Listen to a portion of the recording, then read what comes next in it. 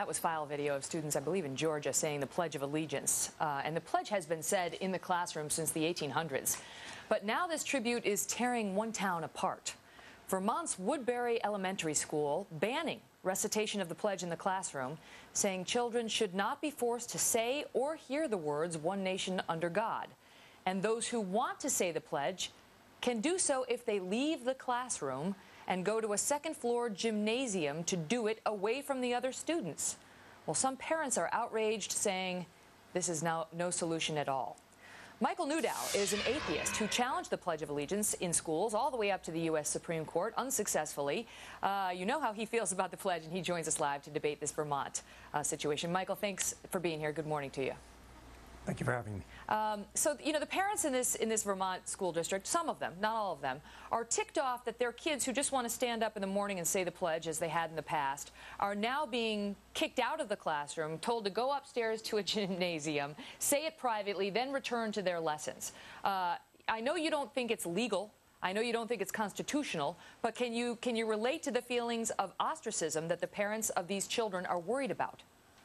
Sure, but that's what you should be relating to the parents of the atheists who have to say these words under God and are ostracized because they can't say those words.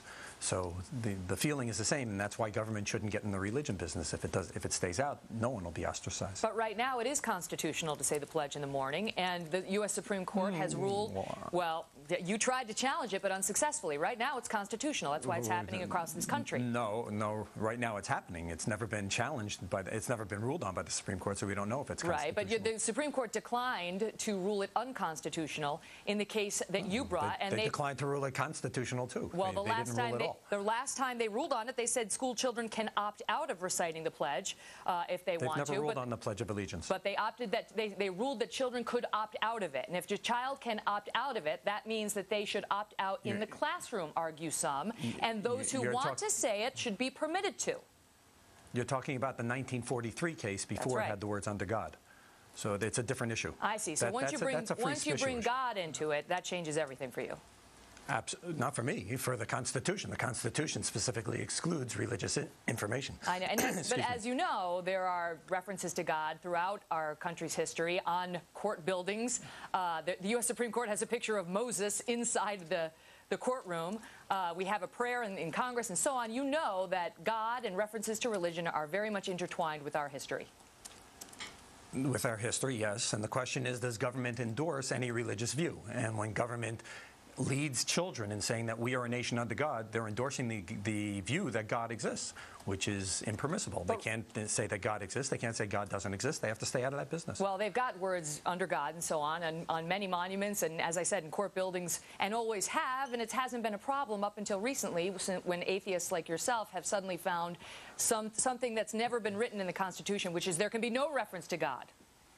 It doesn't say, no one's saying there can be no reference to God. It's what we're saying is what the Supreme Court has said many times, is that government may not endorse any religious view. It can't endorse the view that God exists. If it wants to talk about the fact that the framers owned slaves and the framers believed in God and things like that, they can do that. But we can't have slavery, and we can't have government endorsing the view that God exists. There's a real debate over that, Michaeal, as you know. Many of the justices, please. Many of the justices feel that the government is allowed to endorse religion over irreligion, as they put it. That what they're not permitted to do, what they're not permitted to do is endorse one specific religion over another. And the Pledge of Allegiance, how do you make a distinction between a specific religion doesn't do that. And the belief in God? It talks about belief in God. It's a religious view. What's the difference constitutionally between one nation under Jesus and one nation under God? Because how's that different? Because the history of this country is wrapped up in the recognition of God. Right, because the 95% of this country is some sort of Christian, believes in some sort of a God. So why should 95% of the country bow to the 5%, Michaeal? Why shouldn't those who don't want to say the word under God be removed from the classroom or just stand there silently, as has worked in many school districts across this country? Because we have a Constitution, and the Constitution says that the majority doesn't get its way in certain areas. For instance, in race, it doesn't matter how many people want to have separate water fountains. If 95% of the population wants to have separate water fountains, you can't do it, because we have a Constitution.